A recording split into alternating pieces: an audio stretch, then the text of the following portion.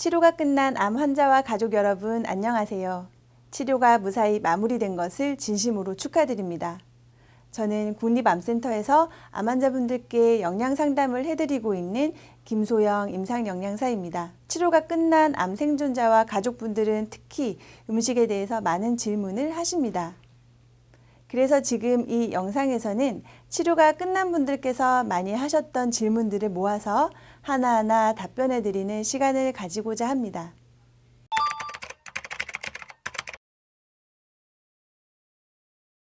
치료가 끝나고 많은 환자분들께서 영양제나 항산화제 같은 식이보충제를 드시고 싶어 하십니다. 전문가들의 의견에 따르면 영양제나 항산화제가 일반적으로 기대하는 것처럼 건강에 좋은 효과만 있는 것은 아니라고 합니다. 과잉으로 인한 부작용도 있고 약물과의 상호작용을 통해 오히려 건강 문제를 초래할 수도 있기 때문입니다. 물론 치료 후 다양한 음식을 먹지 못하거나 흡수를 잘 못해서 영양소 결핍이 있는 분들은 식이보충제를 복용하면 부족한 부분을 채우는 데 도움이 될 수도 있습니다. 하지만 이미 충분한 영양을 섭취하고 있는 사람이 추가적으로 식이보충제를 복용하는 것은 장점은 명확하지 않은데 오히려 해로울 가능성도 있기 때문에 실제로 특정 영양소가 결핍된 상태인지 평가하는 것이 중요할 것입니다. 그리고 필요에 따라서 의료진과 충분히 논의를 하시고 드시는 것이 어떨까 합니다. 특히나 관심이 가는 가장 큰 이유는 식이보충제의 항암 효과 때문일 텐데요. 치료가 끝난 후에는 암 재발이나 생존율에 대한 걱정도 있을 것입니다. 산화로 인한 손상이 암 발생 과정에 관여하기 때문에 항산화제를 많이 섭취하면 암 발생을 예방할 수 있을 것이다 해서 요즘 항산화제나 영양제에 관심이 많은 것 같습니다. 그러나 실제로 그런 효과가 있을까 알아본 연구에서는 음식으로 채소와 과일을 많이 섭취한 사람에게는 암 예방 효과가 나타났지만 식이보충제의 형태로 복용하는 연구에서는 그 효과가 입증되지 못하였습니다. 채소와 과일을 포함한 식물성 식품들은 섬유질, 비타민뿐만 아니라 파이토케미컬이라는 생리활성 물질을 함유하고 있습니다. 이러한 파이토케미컬은 음식의 형태로 섭취했을 때 항암 작용과 같은 건강에 유익한 역할을 한다고 알려져 있습니다. 자연식품 속 파이토케미컬의 종류가 워낙 다양하고 기전이 복잡하여 모두가 다 파악된 것은 아니지만 카로티노이드, 플라보노이드, 알릴 화합물 등 다양한 종류들이 현재 밝혀져 있습니다. 따라서 효과가 입증되고 안전한 형태인 신선한 채소와 과일을 통해 섬유질, 비타민뿐 아니라 천연 항산화제인 다양한 파이토케미컬을 충분히 드시는 것을 권장해 드리겠습니다. 마지막으로 영양제나 항산화제를 드시고 싶으실 때 고려할 점을 정리해 드리면 첫째, 식이보충제의 형태로 복용하기보다는 안전하게 음식을 통해 충분히 섭취하도록 해야 합니다. 둘째, 의학적으로 영양소의 결핍 증상이 있는 경우에는 의사 선생님의 지시에 따라서 복용합니다. 셋째, 섭취하는 영양소가 부족하지 않을까 걱정이 되실 때에는 영양사와 상담을 하여서 식생활을 정확히 평가해 보는 것을 권해드립니다.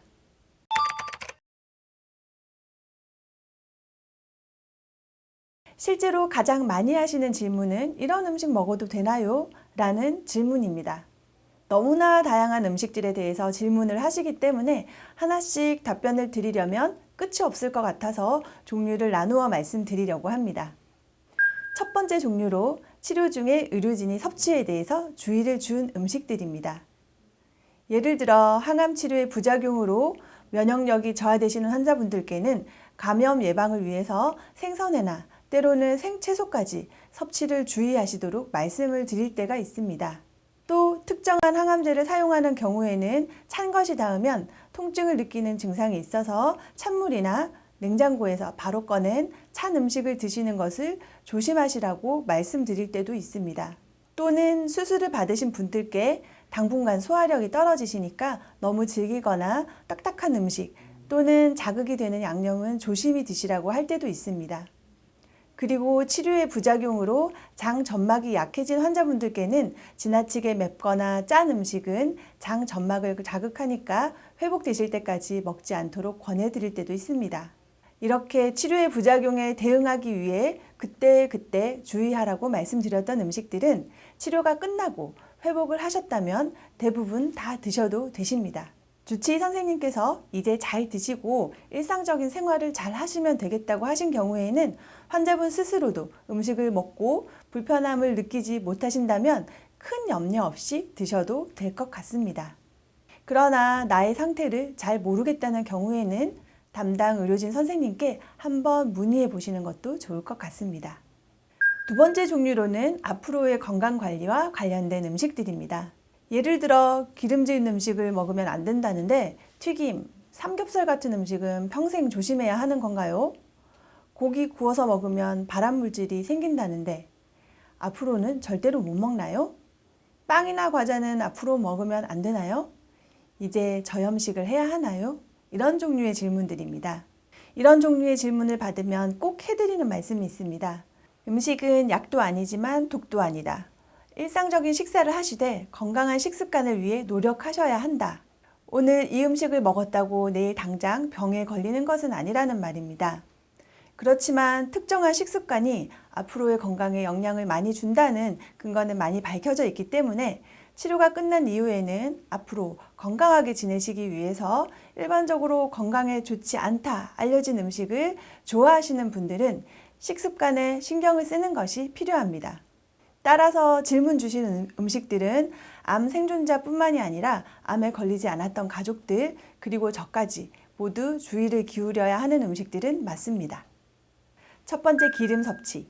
삼겹살에 붙어있는 기름, 튀김에 잔뜩 흡수된 기름 등은 비만이나 고지혈증 등 만성질환 발생과 관련이 있고 특정 암과의 관련성도 제기되고 있기 때문에 이런 음식을 좋아하고 또 자주 드시는 분이시라면 앞으로는 가끔만 한번 먹는 양도 적게 먹도록 노력하는 것을 권해드리겠습니다.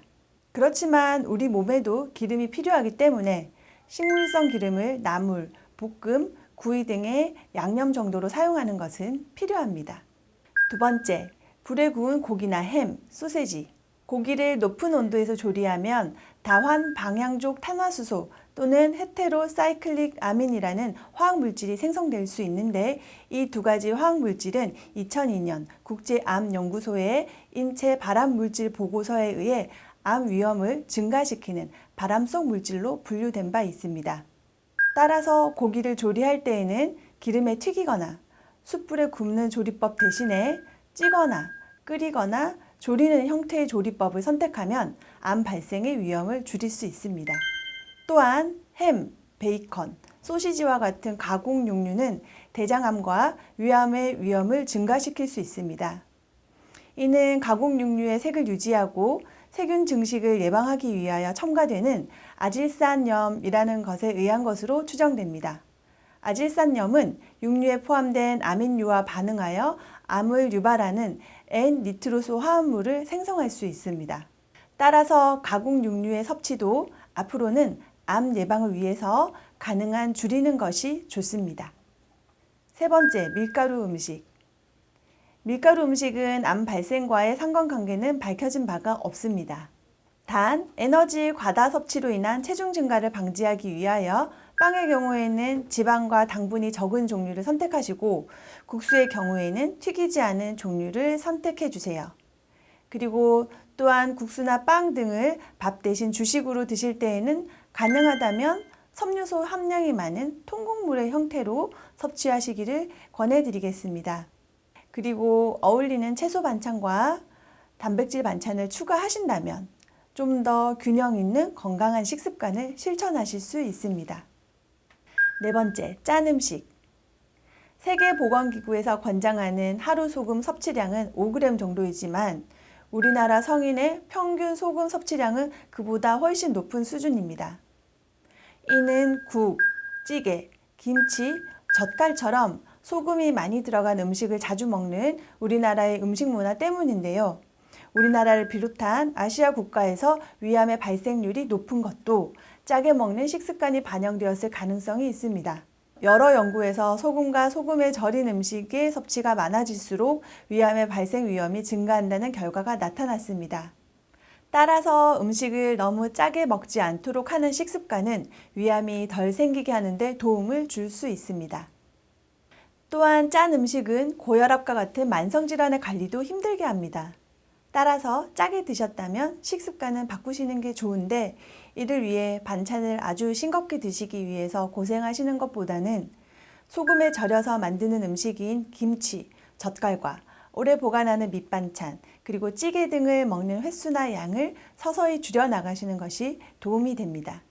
신선한 채소로 만든 음식들은 맛있지만 짜지는 않게 간을 하셔서 몇 끼니 두세 종류 넉넉히 드시면 비타민과 여러 가지 항산화 물질을 충분히 섭취하는 데도 도움이 됩니다.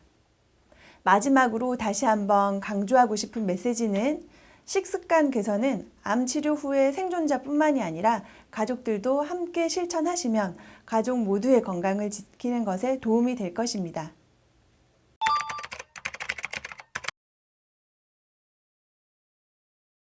피곤하고 힘드신가요?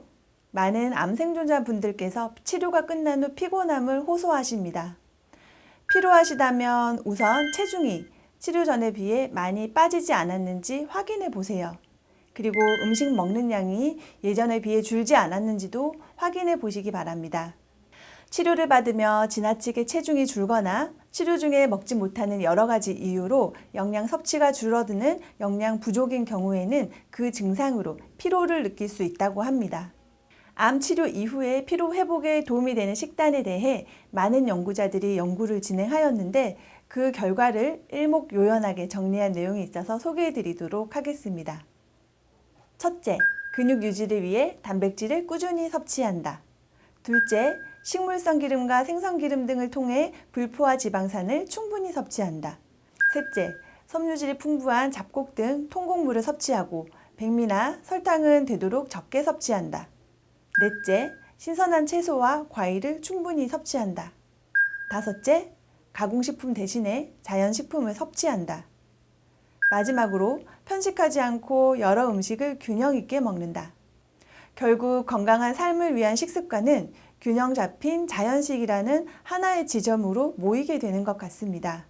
치료가 끝난 후 꾸준한 식습관 개선으로 충분한 영양 섭취를 하셔서 좀 더 활기찬 생활을 하실 수 있기를 바랍니다.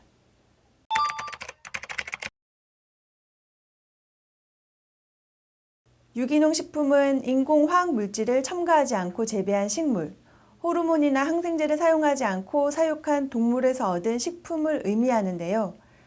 식품 첨가물이 암에 영향을 미칠 수 있다는 우려 때문에 암 진단 이후 살충제나 제초제, 화학 비료를 사용하지 않은 유기농 식품을 찾아 드시는 분들이 많아지고 있습니다. 여러 연구에서 유기농 방식과 기존의 방식으로 재배된 채소와 과일의 영양분 함량을 조사하였습니다.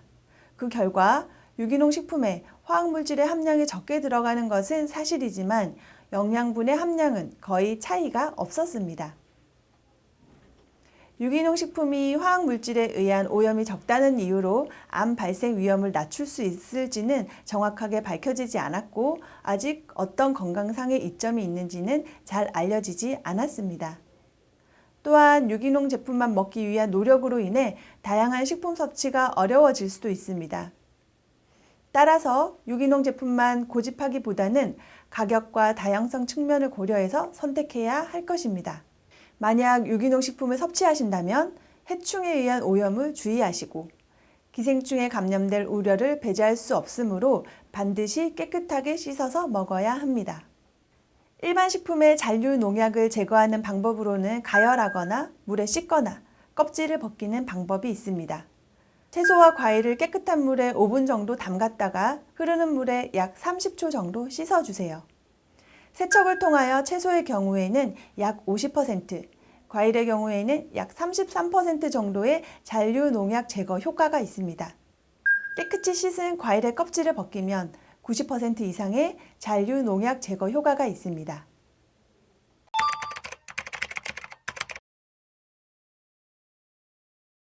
콩이나 콩으로 만든 두부와 같은 음식은 예로부터 훌륭한 단백질 공급원으로 동물성 지방 섭취를 줄여야 하는 사람들에게는 육류에 좋은 대체 식품이 됩니다.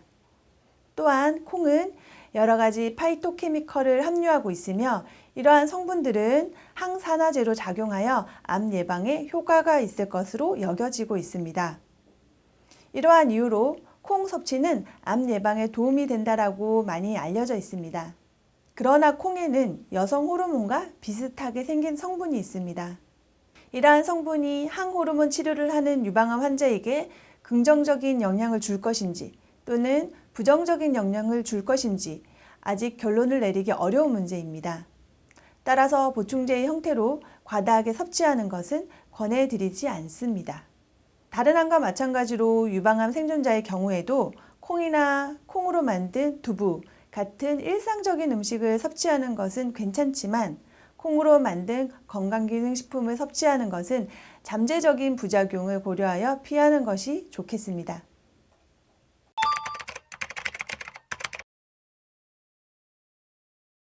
고기, 생선, 계란, 우유까지 안 먹는 완전한 채식을 하는 식사가 암 생존자에게 더 좋다는 근거는 없습니다.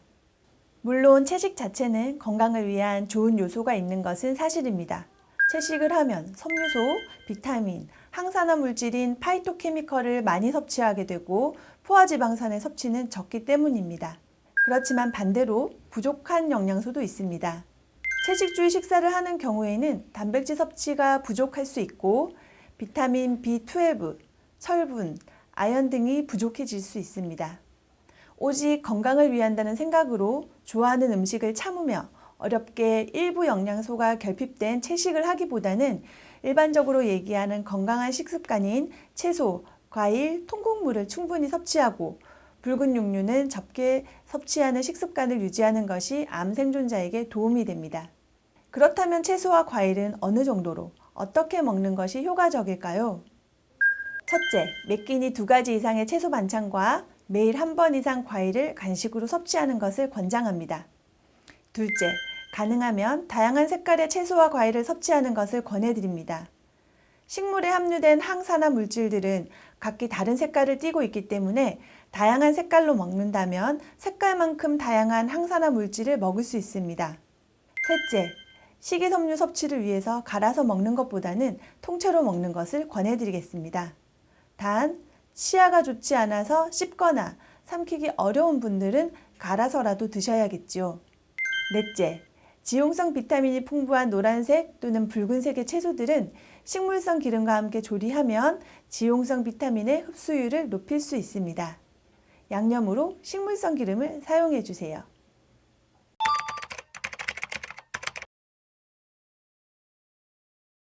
지중해 인근 지역의 식습관을 지중해식 식사 패턴, 즉 지중해식 식단이라고 합니다. 왜 이들 지역의 식사에 관심을 가지게 되었을까요? 바로 이 지역이 다른 지역에 비해 여러 가지 질병의 발생률이 낮았고 그 이유가 이 지역의 식단 때문이라는 여러 가지 연구 결과가 나왔기 때문입니다. 지중해식의 특징은 첫째, 통곡물, 채소, 과일, 올리브 오일, 콩 등을 많이 섭취하고 둘째, 생선, 유제품, 고기 등은 적당량 섭취하고 무엇보다 균형 있는 식단을 지향합니다.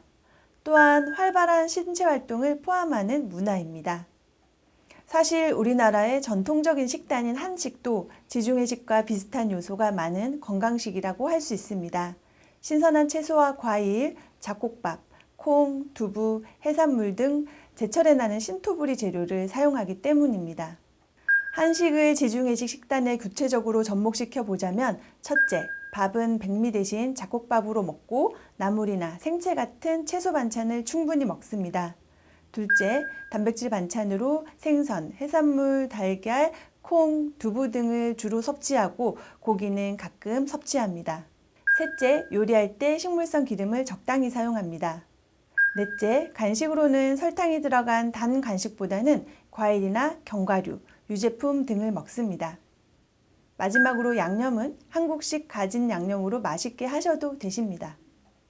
지중해 지역은 먼 곳이기는 하지만 우리의 식사에서도 충분히 실천할 수 있을 것 같지 않나요?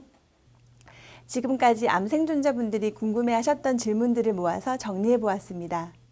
식생활은 치료 중에도 중요한 문제이지만 치료가 끝난 후에는 앞으로의 건강 관리를 위해서 매우 중요한 부분입니다. 이 영상을 보시는 암 생존자와 가족 여러분 모두 건강한 식습관을 실천하셔서 건강을 유지하시기 바랍니다. 감사합니다.